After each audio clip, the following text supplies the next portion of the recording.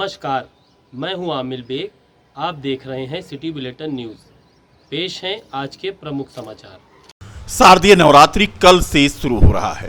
पूरा शहर भक्तिमय हो जाएगा। कल रामनगरी अयोध्या के 54 पंडालों में मां दुर्गा विराजमान होंगी। केंद्रीय दुर्गा पूजा और रामलीला समन्वय समिति ने व्यवस्थाएं पूरी कर ली हैं। उधर दुर्गा मंदिरों में आज दिन भर तैयारियां चलती रहीं, क्योंकि भक्त कल से दर्शन पूजन करने के लिए मां दुर्गा के मंदिरों में पहुंचेंगे। तस्वीरें हम आपको दिखा रहे हैं। आदिशक्ति मां मरी माता का दरबार कल से सजेगा।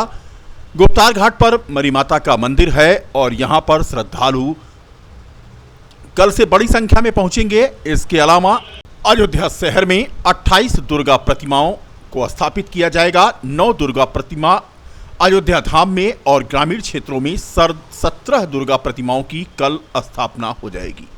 कल से पंडाल खोल दिए जाएंगे, उनके कपाट खुल जाएंगे और 24 अक्टूबर को मां दुर्गा की विशाल शोभा यात्रा जीआईसी मैदान से निकलकर फतेहगंज चौराहा, सुभाष नगर चौक होते हुए निर्मली कुंड जाएगी और सरजू के निर्मली कुंड में विसर्जन होगा। केंद्रीय दुर्गा पूजा रामलीला समन्वय समिति के पदाधिकारियों ने आज अध्यक्ष मनोज जायसवाल के साथ पत्रकार वार्ता की और पूरी जानकारी दी। फतेहगंज चौराहे पर ही राम बारात होगी। कसाबबाड़ा रिकाबगंज होते हुए वो चौक पहुंचेगी और इस बार दुर्गा पंडालों में भगवान राम लला के प्राण प्रतिष्ठा की भी झलक देखने को मिलेगी। तो क्या है इस बार दुर्गा पूजा रामलीला समन्वय समिति की तैयारियां, सुनिए उनके अध्यक्ष मनोज जायसवाल से। केंद्रीय दुर्गा पूजा रामलीला समन्वय समिति की आप लोगों के साथ प्रेस वार्ता थी, जिसमें अभी तक के जो भी कार्यक्रम, हम लोगों की जो भी तैयारियां हैं और आगे किस तरीके से दुर्गा पूजा रामलीला का कार्यक्रम चलेगा, उसके लिए प्रेस वार्ता बुलाई गई थी। पिछले के लगभग पंडाल लगाए जा रहे हैं। अयोध्या शहर में 67 पंडाल लगाए जा रहे हैं और बाकी शेष फैजाबाद के शहर में जो नगर निगम से है संबंधित, वहाँ 233 पंडाल बनाए जा रहे हैं, जिसमें से कल 9 दिन की पूजा शहर में 28 जगहों पर, अयोध्या में 7 स्थानों पे और ग्रामीण क्षेत्रों में लगभग 16 स्थानों पे शुरू होने जा रही है। तरीके से सारे विभाग के लोग लगे हुए हैं। पुलिस विभाग लगा हुआ है, PWD लगा हुआ है, बिजली विभाग लगा हुआ है, नगर निगम का पूरा सहयोग मिल रहा है। जितने भी विभाग हैं उन सारे विभाग लगातार अपना सहयोग कर रहे हैं, क्योंकि अयोध्या में विकास के कार्य चल रहे हैं और जहां विकास के कार्य होते हैं उन जगहों पे भी कुछ दिक्कतों का सामना हम लोगों को करना पड़ता है। लेकिन हम लोग लगे हुए हैं कि जहां हमारे पूजा पंडाल लगेंगे दुर्गा पूजा की, जहां रामलीला स्थल होंगे, जहां से राम बारात निकलेगी, जहां से प्रभु माँ दुर्गा की शोभा यात्रा निकलेगी, उन सब स्थलों को हम लोग समय रहते 90% काम हम लोगों ने दुरुस्त करा लिए हैं। 10% बचे हैं, उसको भी हम लोग करा लेंगे। पे हमको शहादतगंज से लेके रिकाबगंज तक सड़क काली करके दे रहे हैं और हमारा जुलूस जो चौक से आएगा, रिकाबगंज से जाएगा, वो पूरी सड़क हमको काली मिल रही रामपथ पे। साहेबगंज से प्रभु श्री राम की शोभा यात्रा गुदली बाजार चौराहे तक रामपथ पे आएगी। उस सड़क को भी पूरा वो लेवल करके दे रहे हैं। हमारा रथ, हमारे जो उसके साथ दर्शनार्थी रहेंगे राम बारात को, सीधे वहाँ से चौक पे आएंगे। पंडाल पर हमारे केंद्रीय समिति के पदाधिकारियों ने, हम लोगों ने वार्ता की है। जो पदाधिकारी लोकल स्तर पे हैं, कमेटी है, वो अपने वॉलंटियर पंडालों पे लगाएंगे। महिलाओं को दर्शन कराने का अलग रास्ता, पुरुषों को दर्शन कराने का अलग रास्ता। रात में उन पंडालों पे अपनी व्यवस्था रखेंगे सुरक्षा की दृष्टि से। बाकी जिला प्रशासन अपनी तरफ से क्या सुरक्षा व्यवस्था देता है, पुलिस की विभाग की कल बैठक थी, उन्होंने कहा था कि एक सुरक्षाकर्मी या हो सकेगा तो 2 हम लोग हर पंडालों पे लगाएंगे। अब पुलिस क्या व्यवस्था करती है, ये कल से पता चलेगा। कल से शारदीय नवरात्रि शुरू हो रहा है। शहर में सड़कें जगह जगह पर बनाई जा रही हैं, उनका निर्माण कार्य चल रहा है। कई मंदिर प्रभावित हैं, रास्ते उनके खुदे पड़े हैं। ऐसे में माना जा रहा है कि गणेश नगर मकबरा में स्थित मां शीतला के दरबार में बड़ी संख्या में भक्त पहुंचेंगे। यही वजह है कि आज पूरे दिन यहां पर साज सज्जा के साथ साथ तैयारियों को अंतिम रूप दिया जा रहा था। महंत जयप्रकाश दास, महंत अभिषेक दास और गौरव दास पूरी व्यवस्था की कमान अपने हाथों में लिए हुए थे। मां शीतला धाम के बारे में तो सभी को पता है। मां शीतला धाम में है वो पेड़ जो 400 साल पुराना है और जिस पर विराजती हैं मां शीतला। माना जाता है कि नवाब सिजाउद्दौला के शासनकाल में चेचक फैली थी और यहीं से पानी जिसने लिया उसकी चेचक ठीक हुई। बजरंगबली का भी दरबार है मां शीतला के धाम में और इसके साथ साथ तस्वीरों में हम आपको वो पेड़ दिखा रहे हैं जो 400 वर्ष पुराना है और यहीं पर पूरे नवरात्रि भर या यूं कहें कि पूरे वर्ष भर लोग आते हैं और दिया जलाते हैं और यहाँ पर पानी प्राप्त करते हैं चेचक आदि की बीमारी से छुटकारा पाने के लिए। महंत जयप्रकाश दास कहते हैं कि इस बार भीड़ के मद्देनजर लोगों के वाहनों को खड़ा करने के लिए पार्किंग की व्यवस्था की गई है। गणेश नगर मकबरा पर है मां शीतला का मंदिर और एक बड़ा सा हॉल बनाया गया है जिसके अंदर 200 से ज्यादा मोटरसाइकिलें खड़ी हो पाएंगी। माता शीतला धाम पे तैयारियों की बात यह है कि कल से नवरात्र का पहला दिन है। मंदिर की रंगाई पुताई साज सजावट फूल पे पूरा तैयार कर दिया गया है। कल सुबह भोर में 5 बजे से माता का दर्शन चालू हो जाएगा।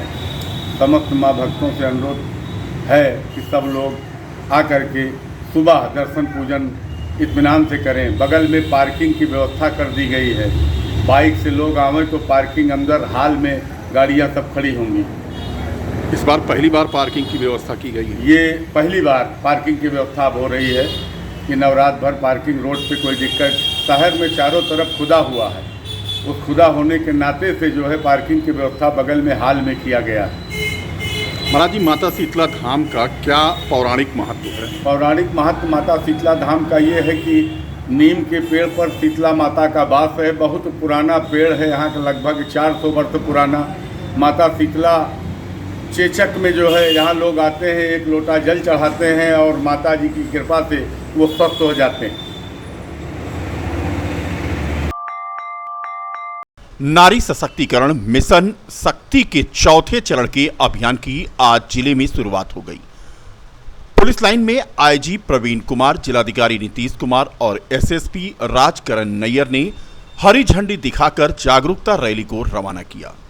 पिंक स्कूटी पर सवार महिला पुलिसकर्मियों ने शहर में रैली निकाली।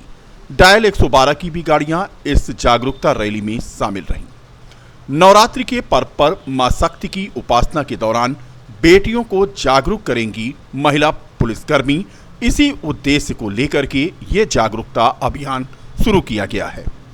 बता दें कि मिशन शक्ति के फेज 4 के विशेष अभियान के शुभारंभ और विभिन्न क्षेत्रों में उत्कृष्ट कार्य करने वाली महिलाओं को मुख्यमंत्री उत्तर प्रदेश द्वारा सम्मानित किए जाने के अवसर पर मुख्यमंत्री द्वारा मिशन शक्ति फेज 4 के लखनऊ में शुभारंभ कार्यक्रम का लाइव प्रसारण भी दिखाया गया।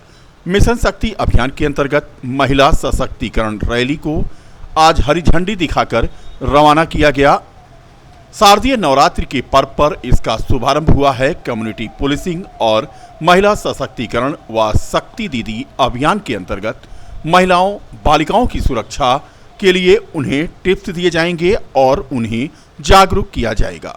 ये रैली पुलिस लाइन से निकली, चौक होते हुए शहर के विभिन्न मार्गों पर आगे बढ़ी।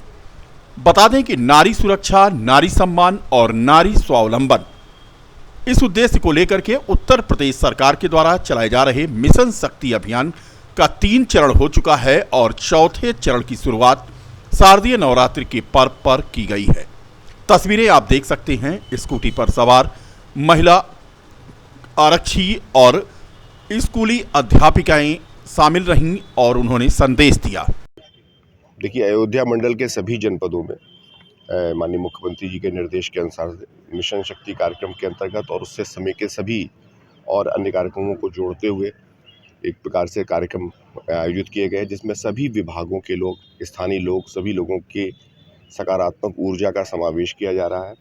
और उद्देश्य यही है कि हम नारी शक्ति का न सिर्फ सम्मान सुरक्षित करें, बल्कि उनको राष्ट्र की मुख्यधारा में अधिकतम उनका अपना योगदान हो सके और उस मार्ग पे आने वाले कोई भी अवपीड़क होंगे, कोई भी बाधक होंगे, उन पर कठोरतम कार्रवाई सुनिश्चित की जाए। उसके लिए एक अलग रहे सभी लोग मिलजुल करके इस दिशा में काम करें और हम लोग इसलिए पूरी तरह से तत्पर है, पूरा प्रशासन, पूरी पुलिस, कि इस पवित्र उद्देश्य में अपनी पूरी ऊर्जा, अपनी पूरा समर्पण दे सके। धन्यवाद। फेज़ 4 का शुभारंभ हुआ है और इसका उद्देश्य है कि जीवन के प्रत्येक क्षेत्र में महिलाओं की सहभागिता बढ़े और इसको हमारे समाज के सब लोग एक अंतर्मन से स्वीकार करें, ये सबसे महत्वपूर्ण है। और सभी परिवार के लोग, समाज के और सदस्य सभी हैं, सभी का ये प्रयास होना चाहिए कि अपने अंतर्मन से महिलाओं की सहभागिता सार्वजनिक जीवन में बढ़ाएं। उन्हें अपने क्षेत्र में जाना है, जिस क्षेत्र में वो जाना चाहती है उसमें प्रयास करें कि परिवार, समाज उन्हें सहयोग प्रदान करे, क्योंकि अगर सभी पूरा एक वर्ग आएगा एक महिला को संरक्षित और सुरक्षित करने के लिए, तो एक सशक्तिकरण को अलग बल मिलेगा और समाज की सहभागिता में उनका, समाज के विकास में उनका योगदान रहेगा। और ये बहुत ज़रूरी भी है कि उन पे वो पीछे रही हैं और हमेशा उनके साथ कुछ अपात्रताएँ लादी गई है, उसको ये अभियान सीख देता है कि कैसे हम उनको आगे बढ़ाएंगे और समाज को एक पॉजिटिव आउटलुक के साथ हमको आगे लाना होगा महिलाओं को। और जब महिलाएं शिक्षित होती है तो पूरा परिवार शिक्षित होता है, इसलिए इनको एजुकेशन से जोड़ना होगा, रोजगार क्षेत्र से जोड़ना होगा, तब हम सशक्त रूप से महिलाओं को स्वावलंबन की ओर ले जा सकते हैं। यही उद्देश्य है मिशन शक्ति का और महिलाओं को इसमें प्रयास करना होगा कि आत्मबल बढ़ाना होगा, उनको आत्म सुरक्षा के भी गुर सीखने होंगे, तो हम बहुत एक बेहतर समाज देख सकते हैं।